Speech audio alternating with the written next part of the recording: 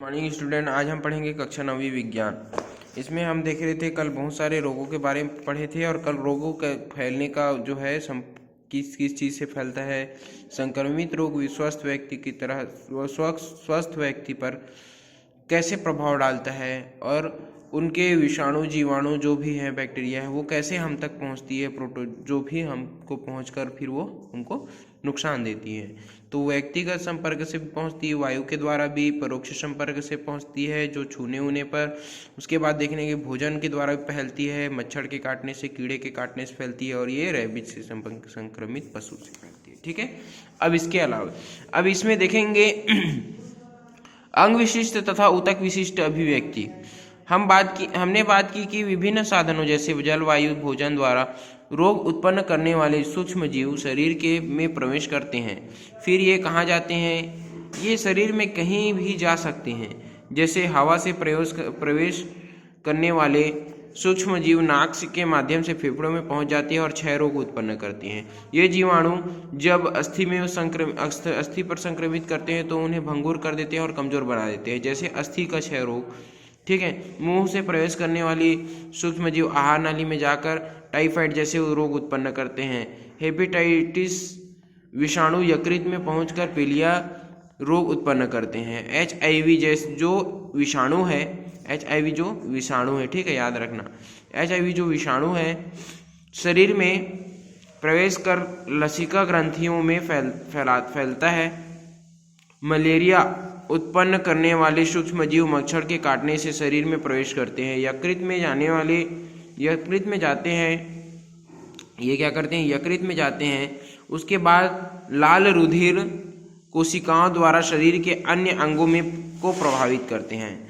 यदि हम जानते हैं हो कि कौन से ऊतक अथवा अंग पर आक्रमण हुआ है और उस ऊतक या अंग का क्या कार्य है, तो हम संक्रमण के चिन्ह का लक्षण का अनुमान लगा सकते हैं। जैसे कि संक्रमण रोग, अगर आपको पता है कि कोई आपके शरीर में कहाँ आक्रमण हो रहा है, जैसे कि आपको सर्दी या खांसी है होने का ये हो रहा है, आपको सर्दी या खांसी हो रही है, तो आप उसका सर्दी खांसी का लक्षण दिख रहा है तो सर्दी खांसी का इलाज कराओगे। जैसे कि शरीर में थोड़ा तापमान बढ़ रहा है तो आप देखो कि मलेरिया थोड़ी हो रहा है।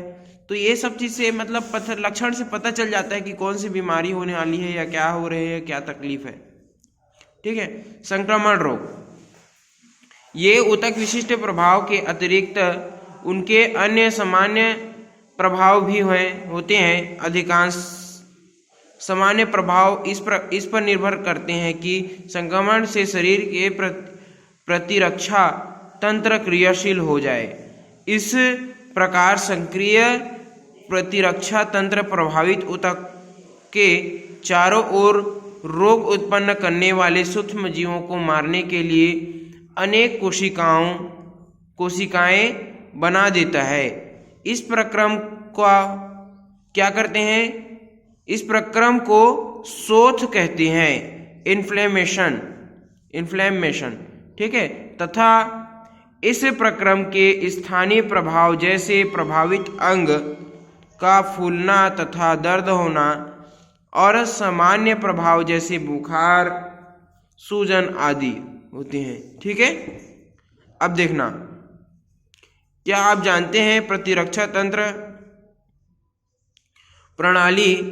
प्रणाली किसी जीव के शरीर के भीतर विशिष्ट कोशिकाओं का एक समूह जो रोगजनकों जैसे अवांछनीय कोशिकाओं को पहचान कर उन्हें नष्ट करती है तथा रोगों से रक्षा करती है। यह प्रणाली विषाणुओं से लेकर परजीवी कृमियों जैसे विभिन्न प्रकार के रोग कारकों को पहचानने में सक्षम होती है, किंतु यह जीवों की स्वस्थ कोशिकाओं पर कोई प्रतिक्रिया नहीं करती, जिससे शारीरिक प्रणाली सुचारू रूप से कार्य करती है। ठीक है। इसके आगे देखेंगे कुछ मामलों में संक्रमण के विशिष्ट ऊतक अति सामान्य प्रभाव को लक्षित करते हैं। उदाहरण HIV संक्रमण में विषाणु प्रतिरक्षा तंत्र को नष्ट कर देता है, जिससे रोगी का शरीर प्रतिदिन होने वाले छोटे छोटे संक्रमणों का मुकाबला नहीं कर पाती। हल्के खांसी जुकाम से भी निमोनिया हो सकता है। इस प्रकार आहार नली के संक्रमण से रुधिर युक्त प्रवाहित हो सकती है। अंततः ये अन्य संक्रमण ही एड्स के रोगी के मृत्यु का कारण बनती है। मतलब क्या है, रोग प्रतिरोधक क्षमता जब ये प्रतिरक्षा तंत्र को नष्ट कर देती है, ठीक है, तो रोग प्रतिरोधक क्षमता इसका कम हो जाता है, तो ये छोटे छोटे जैसे कि प्रतिदिन होने वाले छोटे छोटे संक्रमणों का मुकाबला नहीं कर पाता। हल्की खांसी जुकाम से इसको निमोनिया हो जाता है, या आहार नली के संक्रमण में रुधिर युक्त प्रवाहिका हो सकती है, ठीक है। तो ये अंततः यह छोटे अन्य संक्रमणों की वजह से एड्स के रोगी की मृत्यु हो जाती है, ठीक है, क्योंकि उसकी रोग प्रतिरोधक क्षमता कम हो जाती है। हमें यह भी स्मरण रखना आवश्यक है कि रोग की तीव्रता की अभिव्यक्ति शरीर में स्थित हानिकारक जीवों की संख्या पर निर्भर करती है। यदि इनकी संख्या बहुत कम है तो रोग की अभिव्यक्ति भी कम होगी। यदि इनकी संख्या अधिक होगी तो रोग की अभिव्यक्ति इतनी तीव्र होगी कि जीवन को भी खतरा हो सकता है। अतः हमारे शरीर का प्रतिरक्षा तंत्र इनकी संख्या को निर्धारित करता है तथा हमें रोग से बचाता है। प्रतिरक्षा तंत्र की रोग से बचाव में महत्वपूर्ण भूमिका रहती है, ठीक है। देखेंगे हमारे पर्यावरण में रहते हैं, हम ऐसे पर्यावरण में रहते हैं जिसमें हमारे आंतरिक अन्य जीव भी रहते हैं। इसलिए कुछ रोग अन्य जंतुओं द्वारा भी संचारित होते रहते हैं। ये रोग जंतु के वजह से फैलते हैं, ठीक है। तो ये जंतु रोगाणुओं संक्रमण करने वाले कारक को रोगी से लेकर अन्य नए पोषित तक पहुंचा देते हैं। अतः ये मध्यस्थ का काम करते हैं, जिन्हें रोगवाहक कहते हैं। सामान्य रोगवाहक का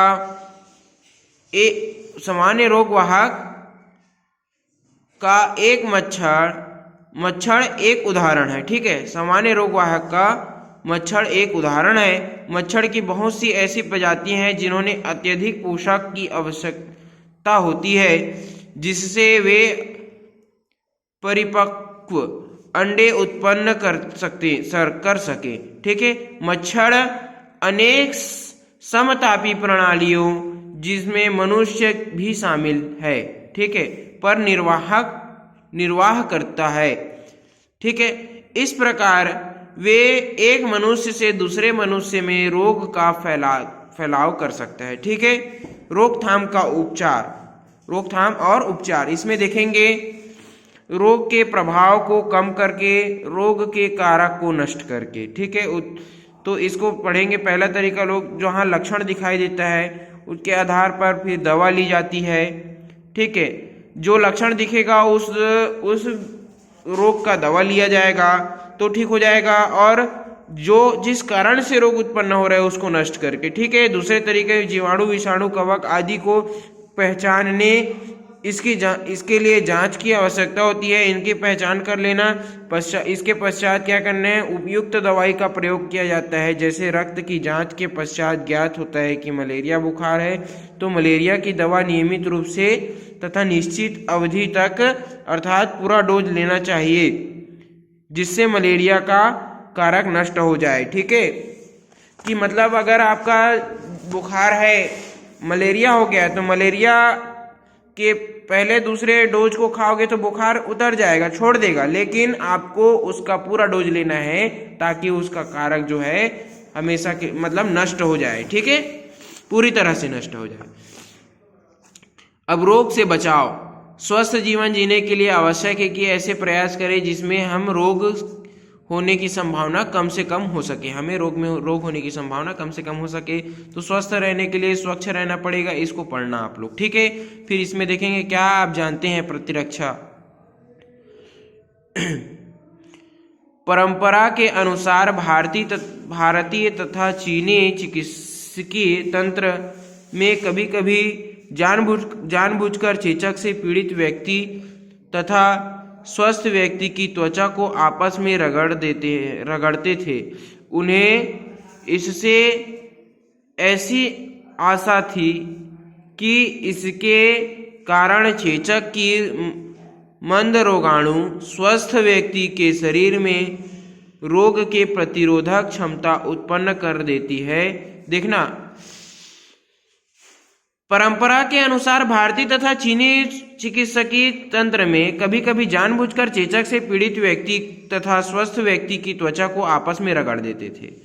उन्हें इससे ऐसी आशा थी कि इसके कारण चेचक के मंद रोगाणु स्वस्थ व्यक्ति के शरीर में रोग के प्रतिरोधक क्षमता उत्पन्न कर देती है। 200 वर्ष पूर्व एक इंग्लिश चिकित्सक जिनका नाम एडवर्ड जेनर था ने क्या पता लगाया कि ग्वाले जिन्हें गौ चेचक हुई है उन्हें महामारी के समय भी चेचक नहीं हुई। जेनर ने जानबूझकर लोगों को गौ चेचक दिया। इससे उन्होंने पाया कि अब वे लोग चेचक के प्रतिरोधी हैं।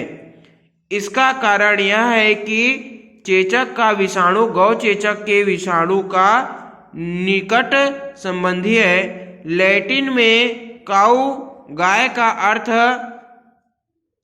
वाक्का तथा गौ चेचक काउपॉक्स, ठीक है, का अर्थ वैक्सीनिया, ठीक है। यहां पर देखना, लैटिन शब्द में क्या है, काउ का या गाय का अर्थ क्या है, वाक्का है, तथा काउपॉक्स गौ चेचक का अर्थ वैक्सीनिया है। इसका आधार पर क्या बनाया गया है, वैक्सीन अर्थात टीका का शब्द आया, ठीक है। इसी के आधार पर क्या शब्द आया, टीका शब्द आया, जिसका हम आजकल उपयोग करते हैं, वैक्सीन का उपयोग करते हैं, ठीक है। क्या आपको कभी टीका लगा, ये चीज देखना, सभी को लगा रहता है बचपन में, क्योंकि उससे रोगों से बचाव के लिए टीका लगाया जाता है, ठीक है। वैक्सीन बोलते हैं जिसको। टीकाकरण वह उपाय है जिसके द्वारा किसी रोग विशिष्ट के प्रति शरीर में रोग प्रतिरोधक क्षमता उत्पन्न की जाती है। टीकाकरण की प्रक्रिया के द्वारा शरीर में जीवाणु एवं विषाणु की नियंत्रित मात्रा प्रवेश कराई जाती है, जिससे रोग का हल्का आक्रमण होता है। इससे हमारे शरीर में पुनः इसी प्रकार का आक्रमण होने पर रोग से लड़ने की क्षमता बढ़ जाती है। इसके आगे आप लोग पढ़ेंगे टीकाकरण क्या है, ठीक है, इसके बारे में देखेंगे टीकाकरण की क्या है और इसमें क्यों रोग जो है हल्का रोग के टीका लगाया जाता है, ताकि हमारे शरीर में जब वो किसी भी रोग का आक्रमण ज़्यादा मात्रा में हो तो हमारे शरीर उससे अच्छे से निपट सके।